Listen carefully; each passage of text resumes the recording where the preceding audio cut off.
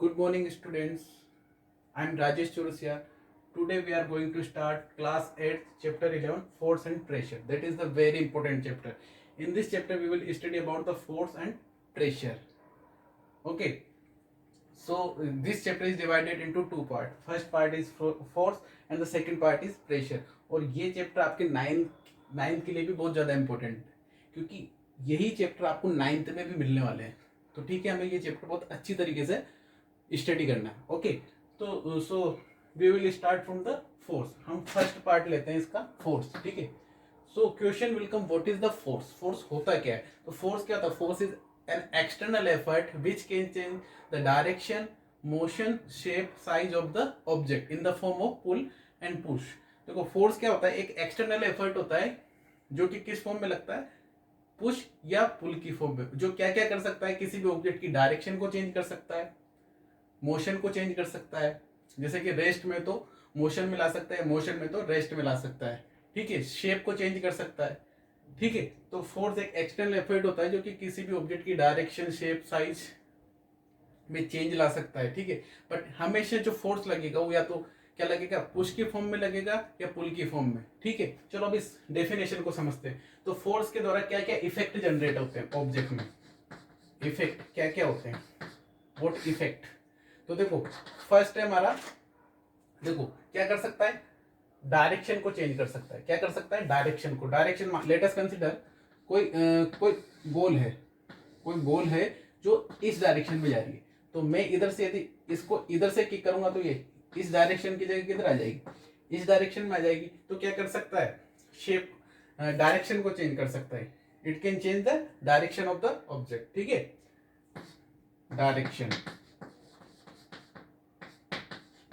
ठीक है. फर्स्ट क्या कर सकता है? क्या इफेक्ट जनरेट कर सकता है ऑब्जेक्ट में? डायरेक्शन को चेंज कर सकता है.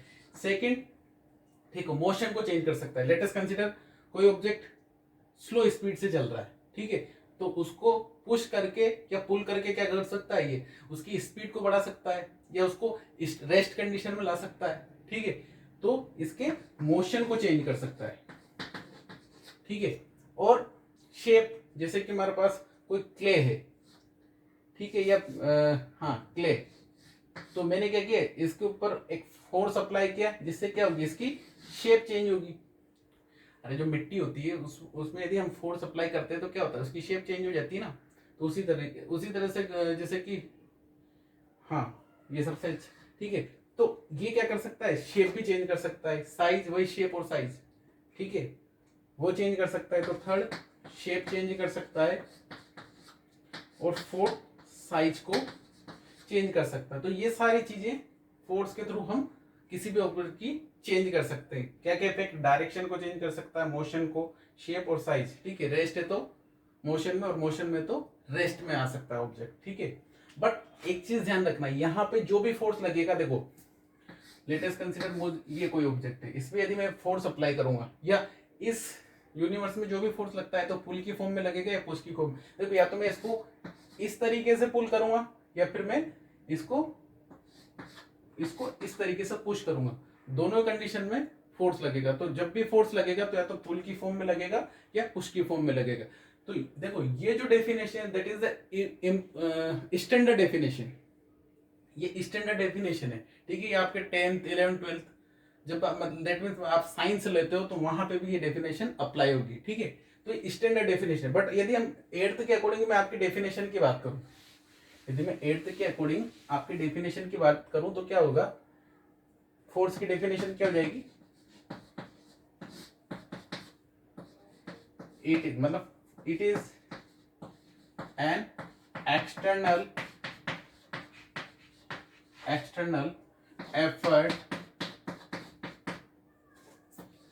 effort in the in the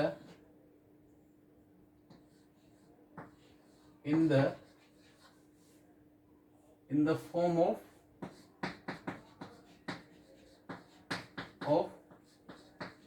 pull and push.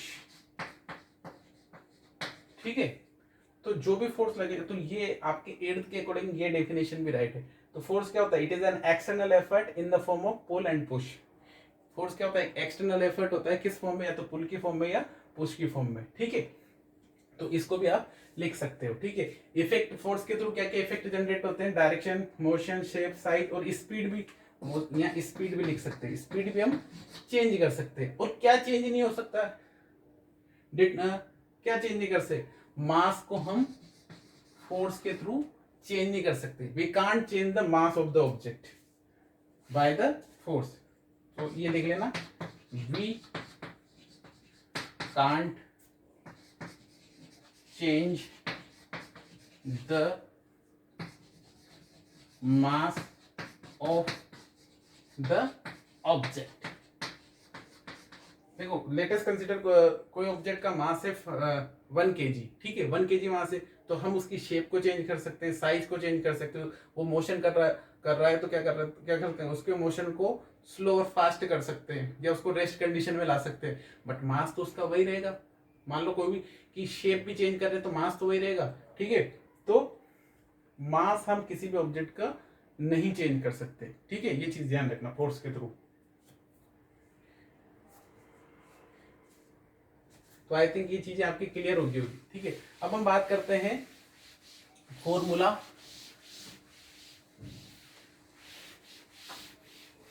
Of the force.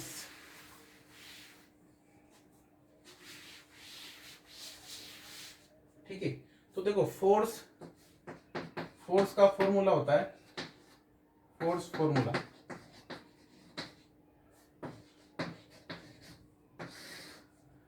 देखो फोर्स को हम F से डिनोट करते हैं, तो ठीक है, तो F इक्वल टू क्या हो जाएगा, m इंटू ए। एम क्या है यहाँ पे, मास of the object, A into क्या है, एक्सीलरेशन। अब देखो भाई, आप बोलोगे कि सर मास तो समझ में आ रहा है पर ये एक्सीलरेशन क्या है, तो देखो आप अभी इतना समझ लो कि एक्सीलरेशन होता क्या है, कोई भी ऑब्जेक्ट की वेलोसिटी पर second, change in velocity per unit time. Acceleration क्या होता है, एक्सीलरेशन होता है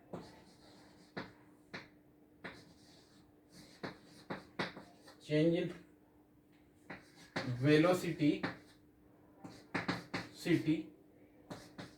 पर यूनिट टाइम, मतलब v/t, मतलब कोई भी ऑब्जेक्ट की वेलोसिटी पर सेकंड कितनी चेंज हो रही है। मान लो कोई ऑब्जेक्ट मोशन कर रहा है तो उसकी वेलोसिटी कितनी चेंज हो रही, वो उसका क्या होगा, एक्सेलरेशन। यदि वेलोसिटी मान लो कांस्टेंट वेलोसिटी से कोई भी ऑब्जेक्ट मोशन कर रहा है तो दैट मींस उसकी वेलोसिटी तो चेंज नहीं हो रही, तो एक्सेलरेशन वहां पे क्या हो जाएगा, 0।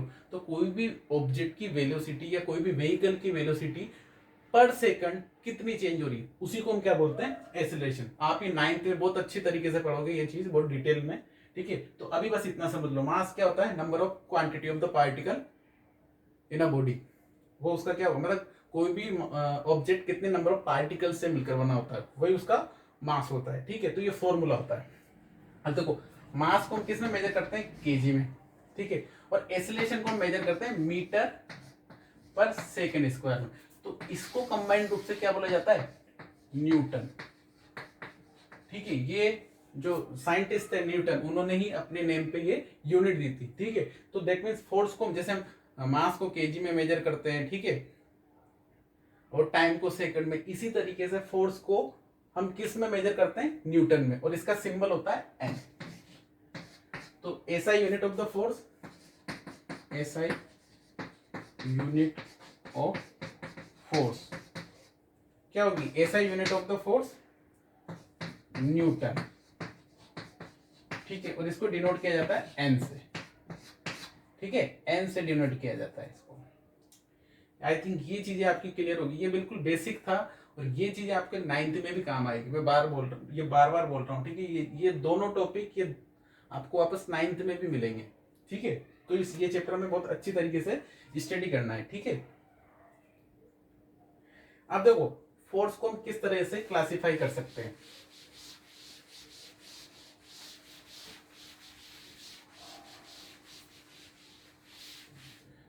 Classification of the force,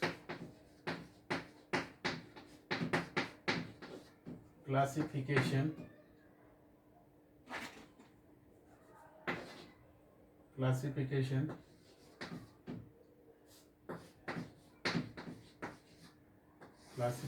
of force. तो देखो according to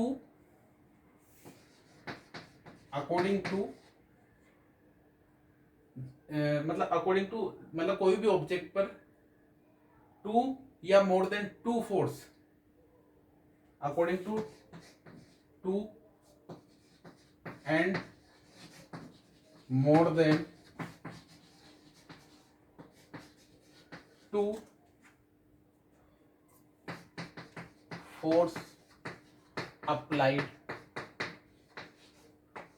on the object। इसके अकॉर्डिंग हम फोर्स को टू टाइप से क्लासिफाई कर सकते हैं। फर्स्ट है हमारा बैलेंस फोर्स, सेकंड होता है हमारा अनबैलेंस फोर्स।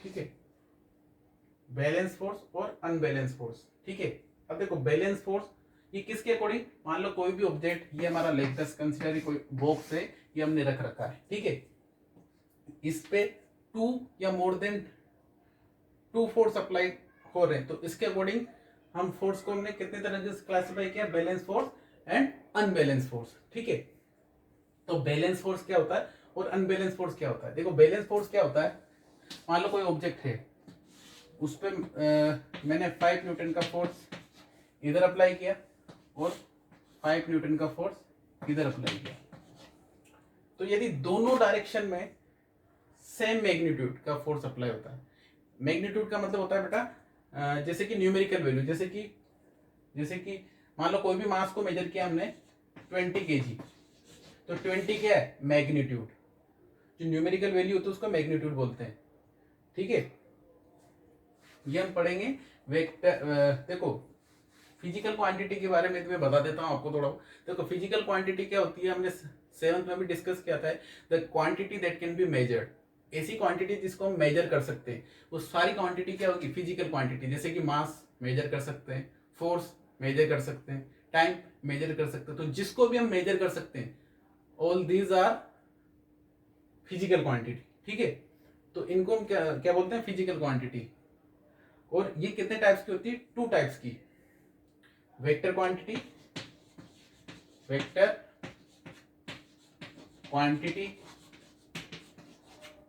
सेकंड होती है स्केलर क्वांटिटी।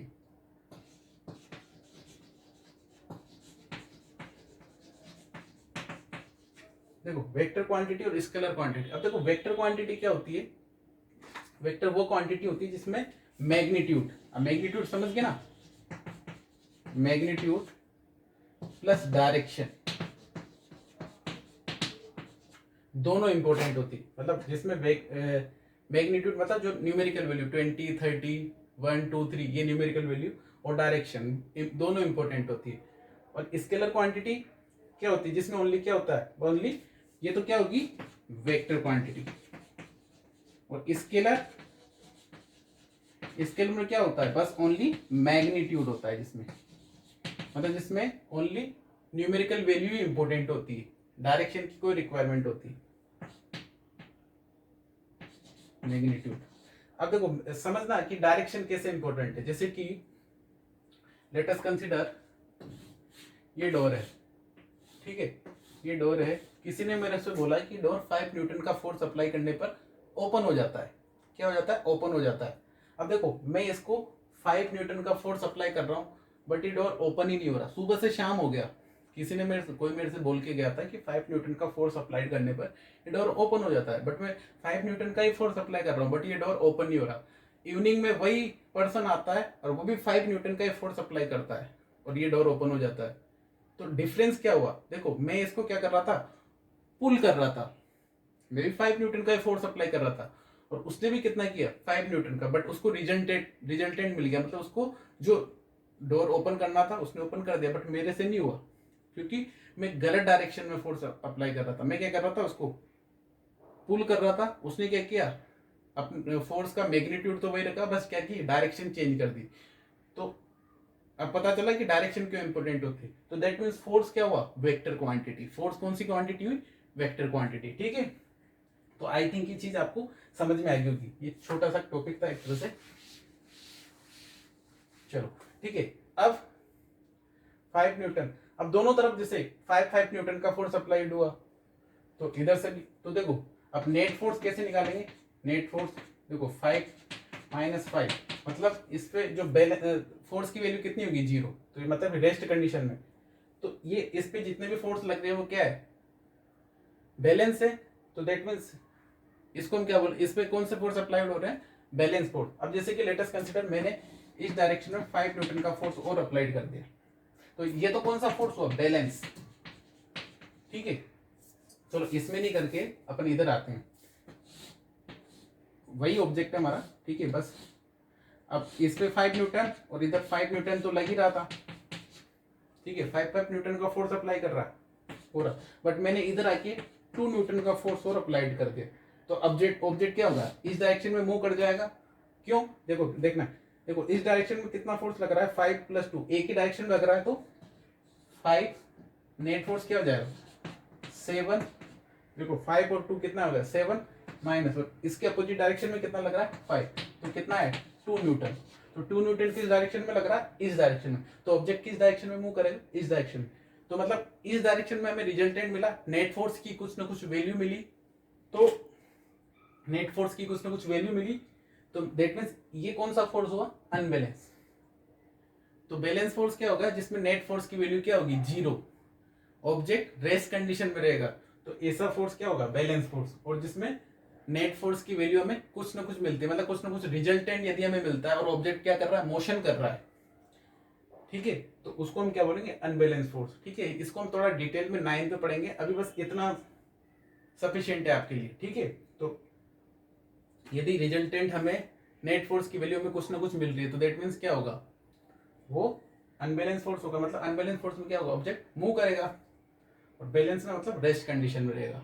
ठीक है, अब पर एक चीज ये बता देता हूं कि बैलेंस और अनबैलेंस फोर्स, जैसे कि आप आगे की क्लासेस में पढ़ोगे, तो ये नहीं कि कोई ऑब्जेक्ट मोशन कर रहा है तो वो बैलेंस फोर्स नहीं हो सकता। वो बैलेंस फोर्स हो सकता है, बट यदि ऑब्जेक्ट कंटिन्यूअसली एक ही डायरेक्शन में सेम स्पीड से सेम डायरेक्शन में यदि मोशन करता है, तो दैट मीन्स उस पर भी क्या अप्लाई हो रहा है, एक बैलेंस फोर्स अप्लाइड हो रहा है, या उस पर बैलेंस फोर्स अप्लाइड हो रहा है। ठीक है, तो ये थोड़ा आगे की क्लासेस में आप ये पढ़ोगे। ठीक है, तो इस वीडियो में इतना ही, थैंक यू।